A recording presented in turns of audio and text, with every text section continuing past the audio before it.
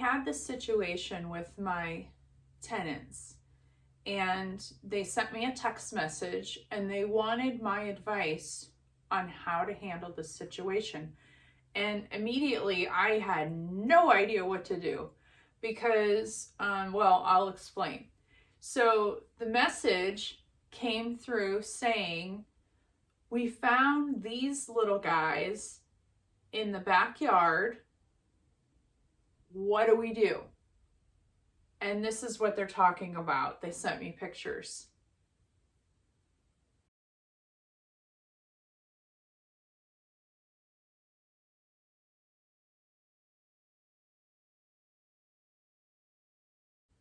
So me being a dog owner, I know nothing about cats at all. Nothing.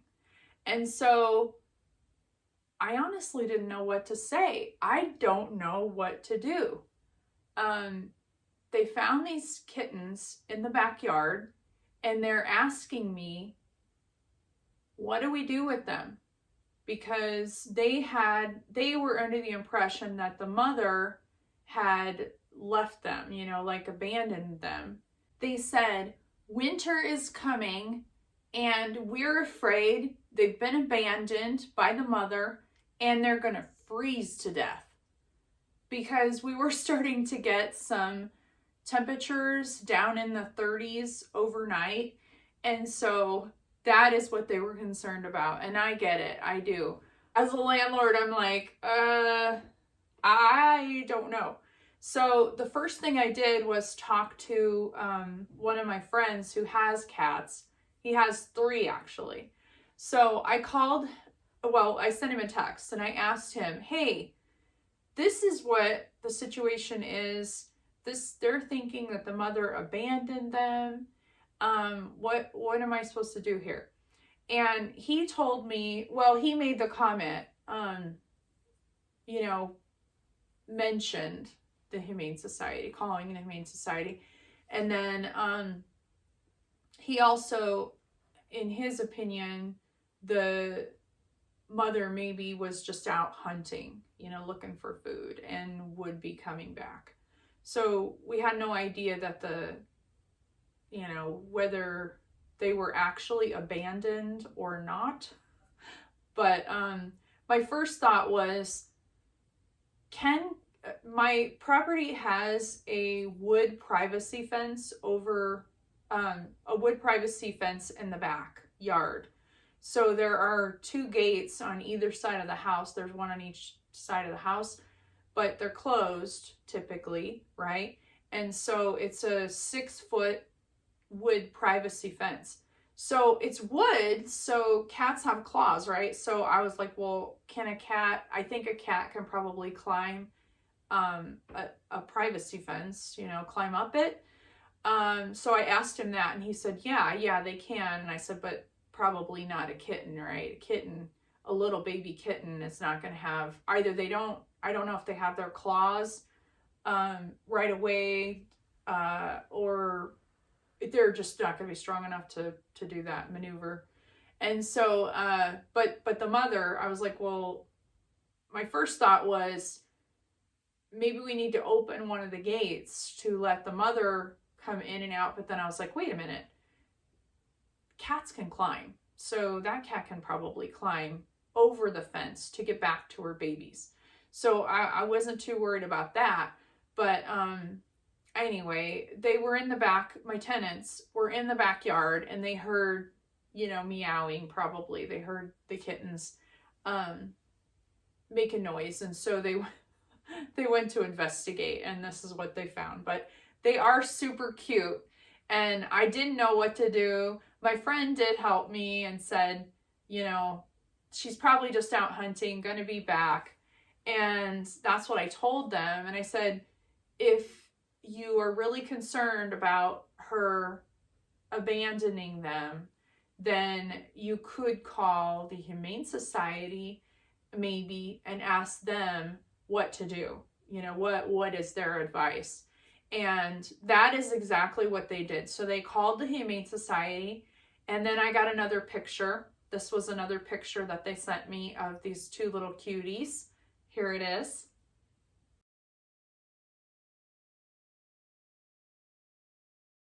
So the Humane Society did pick them up and take them back with them. So I don't know what happened to them. I don't know, but they are so darn cute. I would imagine that one of the workers at the Humane Society maybe, had some room at home and took them home, or that's what I like to think, or they're little kittens and people like kittens, babies, so they will adopt quickly.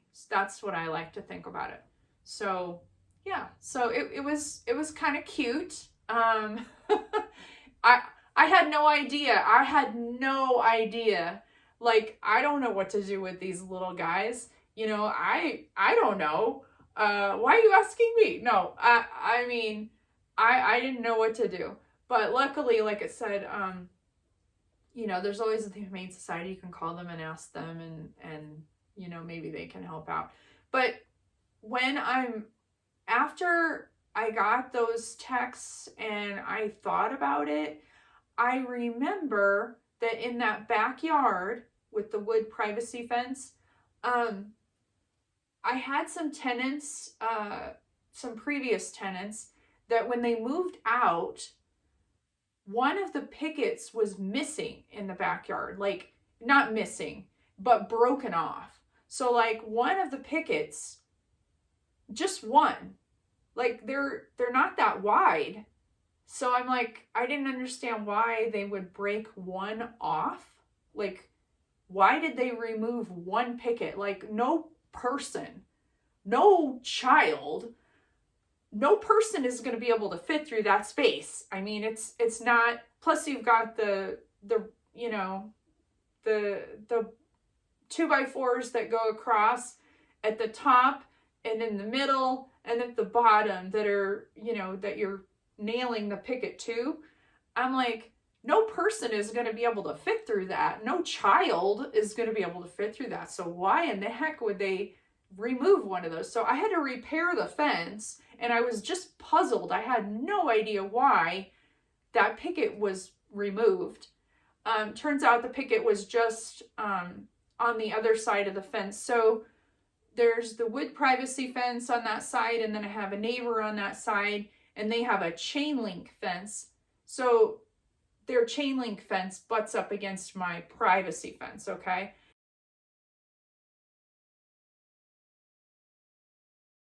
So that's the other thing.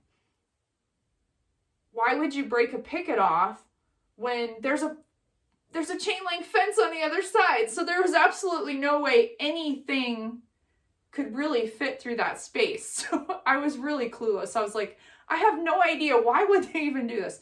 Now I think I know why. After this happened and I got this phone call or this text message about the kittens, I'm like, okay, the other people that moved out that broke that off, they had two little dogs. So I bet the dogs would spend time in the backyard, and maybe there was something that got in and they wanted a way for that thing to get out. I don't know, maybe sometimes there's possums back there. Sometimes, I do think I remember, I lived in this house before it was a rental.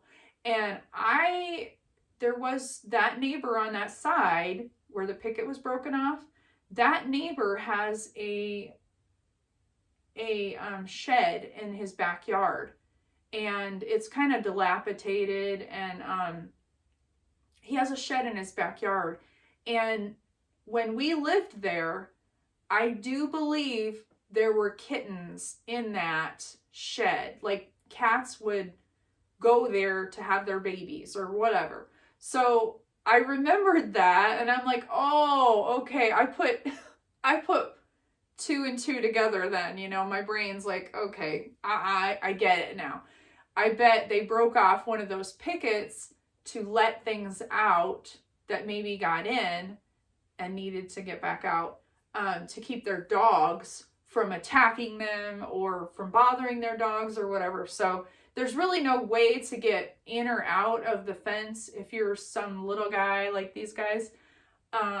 unless you can climb the fence, or unless one of the gates on either side of the house is open. But typically they're closed, right? And if they had dogs, they wouldn't leave those gates open anyway, because they don't want their dogs to escape. So it all made sense to me now. I mean, I wish they would have called me and asked me, hey, we have this situation maybe next door where there's some little kittens and sometimes they get in the yard. What are we supposed to do about it? They never called me and asked me about that. So I wasn't even aware of it. I didn't know. They just broke off that picket. But I think it all makes sense now, right? Hindsight is better than 2020, right? You look back and you're like, oh, okay, I see. I got a little more information. Now I see what was going on. These little guys were in their backyard and they didn't want them to get killed or whatever. But yeah, they're absolutely adorable. So I wanted to show you guys that this is only, I don't want to jinx it, but my tenants have been great. And really, this is the only issue that I've had so far, is them sending me this message asking me what to do with these cute little guys. So, yeah.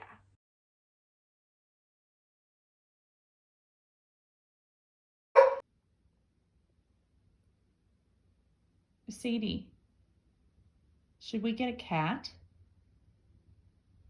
What do you think if I brought a cat home? What would you do? Would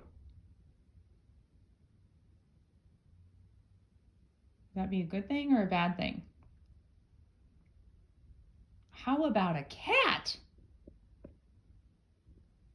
What do you think? Should we get a cat? Where's the cat?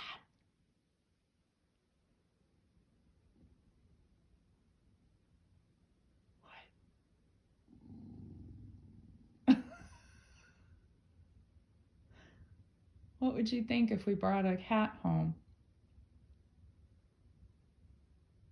How would that go? What do you think? Should we get a cat? Sadie? No cat? And she's gone. And she's gone.